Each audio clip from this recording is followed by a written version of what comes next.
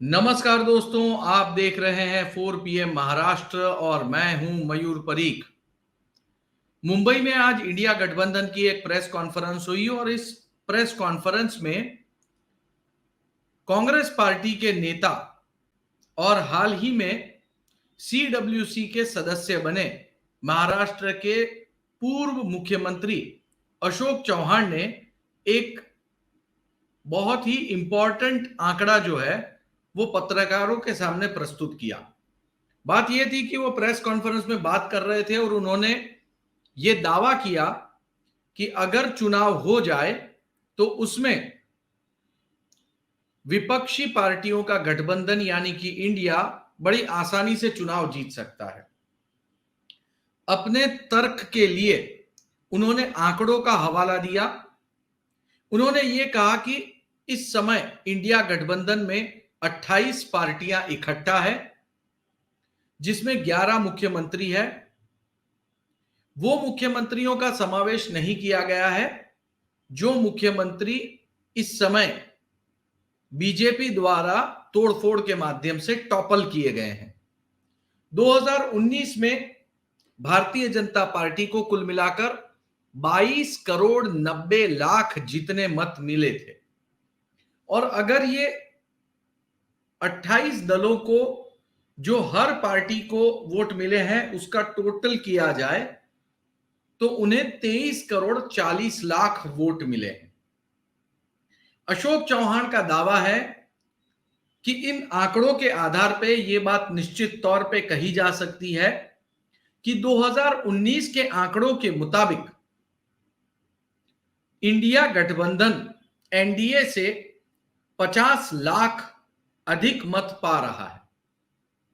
इस पूरे मामले पर अब तक भारतीय जनता पार्टी की तरफ से कोई प्रतिक्रिया नहीं आई है, लेकिन यह आंकड़ा अपने आप में एक सोचने वाला आंकड़ा है। क्या वाकई में ऐसा हो सकता है?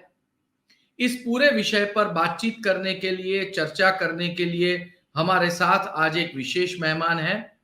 हमारे साथ मौजूद हैं आज वैभव पुरोहित, जो कि राजनीतिक विश्लेषक हैं। आज हम वैभव जी से बात करेंगे। वैभव जी, हमें ये बताइए कि ये जो आंकड़ों की जिस तरीके से पूरी टोटल लगाकर बताया गया है, क्या वाकई में वास्तविक में ऐसा हो सकता है? मयूर जी, धन्यवाद। जो आज अशोक चौहान जी ने जो कहा है कि 23 करोड़ वोट इंडिया अलायंस को मिला है और 22 है वो बीजेपी को मिला है, ये एरिथमेटिक के हिसाब से ये काफी सही दिखता है। बट लेकिन इसमें आपको ये चीज देखना होगा कि जब इंडिया अलायंस को आप कंबाइन करते हो तो कहां से उन्हें कहां ज्यादा वोट मिल रहे हैं, आपको वैसे उस हिसाब से कंपेयर करना पड़ेगा कि कांग्रेस और बीजेपी के जहां 1 to 1 फाइट हो रही है वहां पर मार्जिन ऑफ विक्ट्री क्या है वो देखना होगा। प्लस जहां घटक दल है, जैसे ममता बनर्जी और बीजेपी में स्ट्रेट फाइट थी 2019 में, वहां पर क्या डिफरेंस रह चुके हैं। तमिलनाडु में डीएमके और कांग्रेस के अलायंस ने स्वीप किया था। तो वो ये सारी जो चीजें हैं इसको आपको स्टेट वाइज स्टेट जाके अगर आप देखोगे तो उन फिगर्स में आपको काफी फर्क नजर आएगा। एरिथमेटिकली आप कुछ भी दे सकते हो, लेकिन जब 1 to 1, जैसे अगर आप गुजरात की बात करो तो जो मार्जिन ऑफ विक्ट्री थी वो बहुत हाई थी। राजस्थान देखोगे तो मार्जिन ऑफ विक्ट्री बहुत हाई थी। मध्य प्रदेश में एक तरह से स्वीप किया गया था। तो इन सीटों पर बीजेपी को जो लीड मिली है उनको भी ध्यान में रखना पड़ेगा। एरिथमेटिकली ये साउंड बहुत अच्छा लग रहा है, लेकिन जब इसको सीट वाइज जाओगे तब ये एरिथमेटिक फेल होती हुई मुझे नजर आती हुई दिख रही है। यानी कि आपका कहना है कि एरिथमेटिक सही है लेकिन केमिस्ट्री बिगड़ सकती है। वैसे मैं महाराष्ट्र की स्पेसिफिक बात करूं, इन आंकड़ों के योग को महाराष्ट्र के परिप्रेक्ष्य में देखना क्या पूरी तरह से ठीक होगा? क्योंकि महाराष्ट्र में कोई चुनाव अब तक हुआ नहीं है टुकड़े होने के बाद। क्या कहेंगे आप इस पर? देखिए, 2019 के समय लोकसभा के जो चुनाव हुए थे उसमें शिवसेना, यूनाइटेड शिवसेना और बीजेपी का एक अलायंस था। उन्होंने स्वीप किया था, 42% 42 सीट्स जीती थी। एनसीपी कांग्रेस का एक अलायंस था और उसके बाद एमआईएम ने एक सीट जीती थी और बाकी कई सीटों पे वंचित बहुजन अघाड़ी करके एक गठबंधन एक पार्टी थी जिसने बहुत बड़ा नुकसान पहुंचाया था कांग्रेस और एनसीपी को।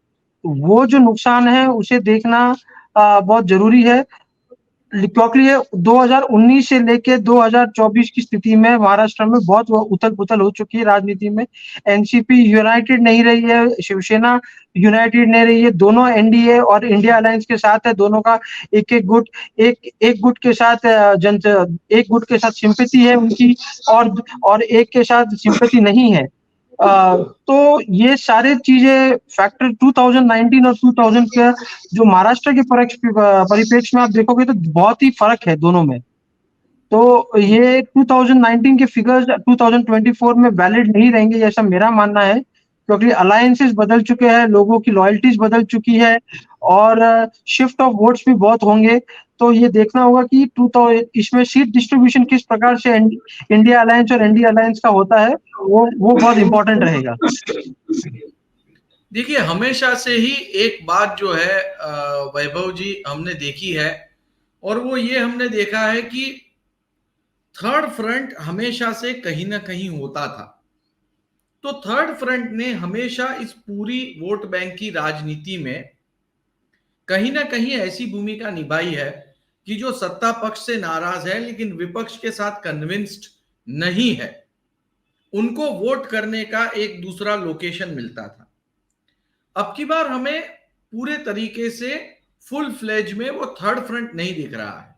हमें यह दिख रहा है कि वो जो थर्ड फ्रंट वाली पार्टियां हैं वो पार्टियां भी कहीं ना कहीं कांग्रेस पार्टी के साथ में जा बैठी है और जो पार्टियां इस समय इंडिया गठबंधन के साथ नहीं है वो पार्टियां स्वतंत्र अस्तित्व के आधार पर लड़ रही है, एक फ्रंट बनाकर नहीं लड़ रही है। क्या ये एक एडवांटेज देती है इंडिया गठबंधन को? ये समीकरण इंडिया गठबंधन को एडवांटेज देता है वैभव जी? देखिए इसमें एक प्रॉब्लम है। आज एक विपक्ष का एक थर्ड फ्रंट बन रहा है जिसकी पहले भी अपन ने चर्चा की है जिसमें बीआरएस, समाजवादी पार्टी और भी छोटे दल इकट्ठे होके ये एक अपना गठबंधन जरूर बना रहे हैं। तो ये होता है ऑपोजिशन का बिखराव। लेकिन जो मेजर प्लेयर्स है ऑपोजिशन के जिसे मैं मानता हूँ वो है कांग्रेस, एनसीपी, शरद पवार गुट, वंचित बहुजन अघाड़ी जिसने पिछले टाइम कई बहुत बड़ा डैमेज किया था कांग्रेस को और एनसीपी को। ये जो गुट है ये फिलहाल वंचित बहुजन अघाड़ी ने तो ये तक कहा था कि मैं इंडिया अलायंस में शामिल होने को तैयार हूँ।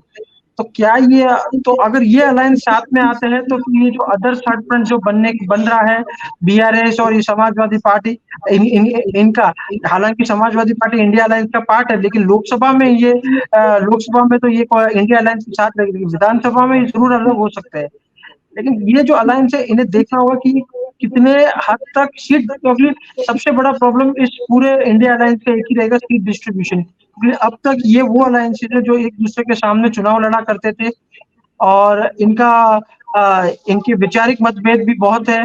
तो इनके वोटर्स एक अलग पार्टी को वोट कैसे करेंगे, क्या करेंगे? क्योंकि कोई भी समय को अगर कोई भी अलायंस को अगर आपको सक्सेसफुल बनाना है तो उसे समय देना पड़ता है। लास्ट मोमेंट पे आप उसे अगर दोगे, ये सीट उन्हें देंगे तो बहुत बड़ा विरोध होने वाला है, ये तय है।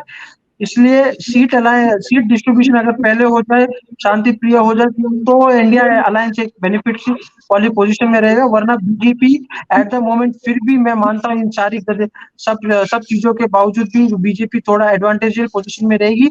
लेकिन बीजेपी को झटका लगेगा, 42 सीट्स वाली जो इनकी जो अलायंस को जो मिली थी सीटें वो नहीं मिलेगी। जी, बहुत बहुत शुक्रिया वैभव जी, आपने डिटेल में हमारे साथ में बात की और हमें पूरी तरह से इस मामले की जानकारी दी। तो दोस्तों, एरिथमेटिक तो बिल्कुल ठीक बैठ रहा है अशोक चौहान का, लेकिन क्या केमिस्ट्री बैठ पाएगी या नहीं? इस केमिस्ट्री को ही ठीक तरीके से बिठाने के लिए ही इंडिया की ये बैठकें हो रही है। अगर अरिथमेटिक की तरह ही केमिस्ट्री भी बैठ गई तो बीजेपी की छुट्टी होना लगभग तय समझें। दोस्तों, क्या आप इस पूरे विश्लेषण के साथ सहमत हैं? अगर हैं या नहीं भी हैं, तब भी अपनी कमेंट जो है वीडियो के नीचे बॉक्स में लिखें। वीडियो पसंद आया हो तो लाइक करें, चैनल को सब्सक्राइब करना न भूलें। बहुत बहुत धन्यवाद।